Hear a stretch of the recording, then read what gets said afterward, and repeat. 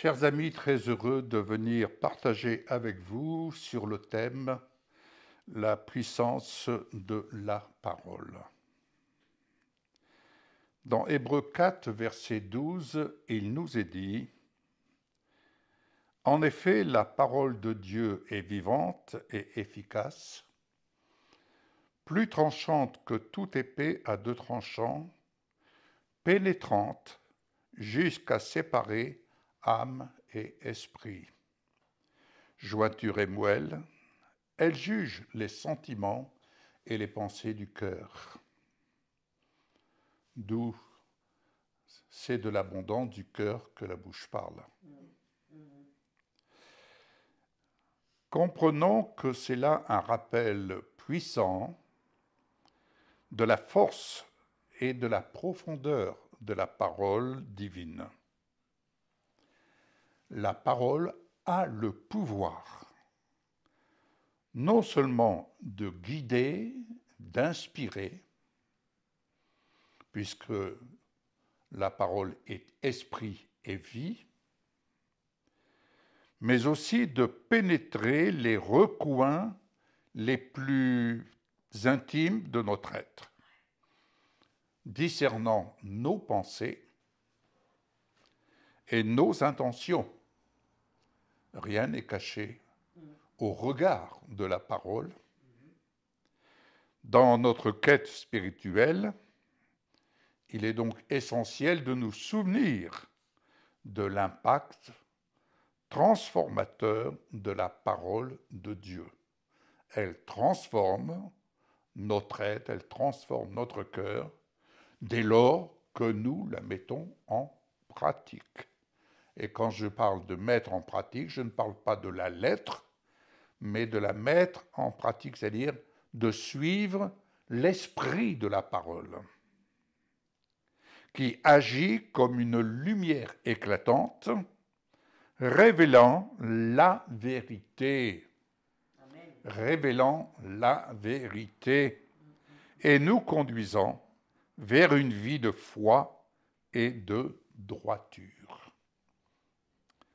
Jean 6, verset 63 nous dit ceci. Car l'esprit, c'est l'esprit qui fait vivre. L'homme n'arrive à rien. Les paroles que je vous dis sont esprit et vie, ce que je viens de vous dire. Et pourquoi elles sont esprit et vie? Car j'aurai l'occasion de vous parler sur un sujet, sur le souffle de l'amour.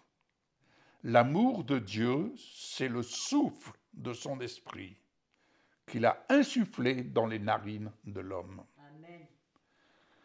Or, si la parole est esprit, et c'est l'esprit qui nous fait vivre, c'est le souffle de l'esprit qui nous fait vivre, faut-il être attentif à l'œuvre de l'esprit qui agit en nous.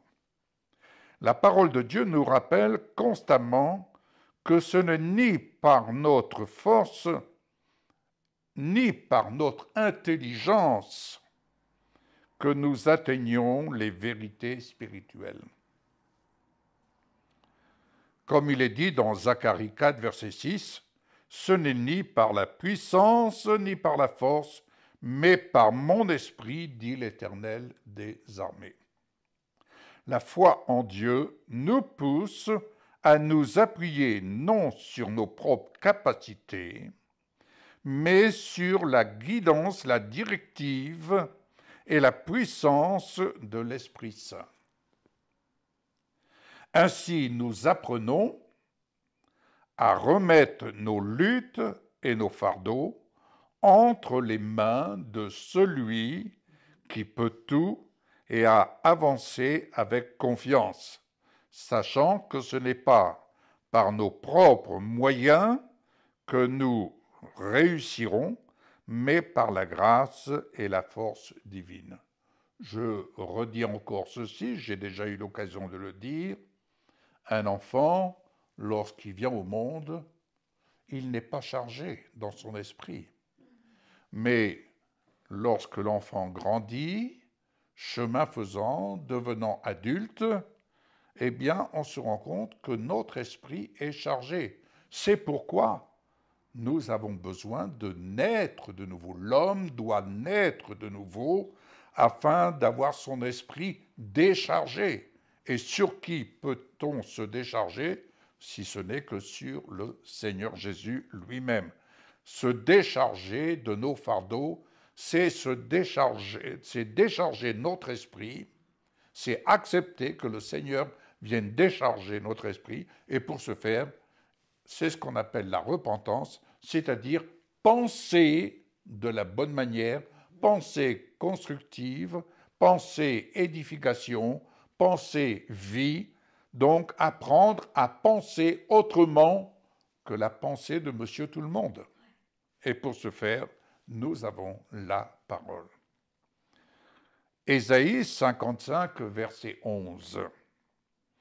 Il en va de même pour ma parole, celle qui sort de ma bouche. Elle ne revient pas à moi sans effet, sans avoir fait ce que je désire et rempli la mission que je lui ai confiée. Je reviens vers vous pour la suite de cette réflexion.